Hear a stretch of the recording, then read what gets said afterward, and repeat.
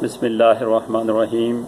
Surjani town Karachi سے محترم کاظم بھائی صاحب نے پوچھا ہے کہ حلال جانور میں کون سی ایسی چیزیں ہیں کہ جن کو کھانا حرام ہے۔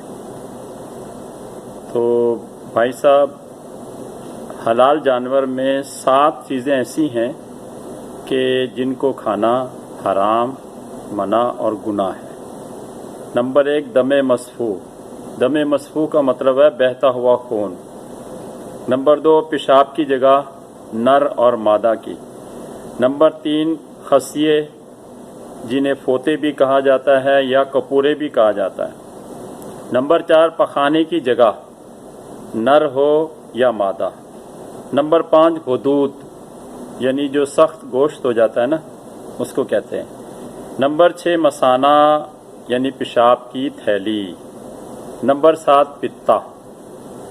ان 7 چیزوں میں سے جو بہتا ہوا خون ہے وہ حرام قطعی ہے، اور باقی جو چیزیں ہیں وہ مکروہ تحریمی اور حرام ہے۔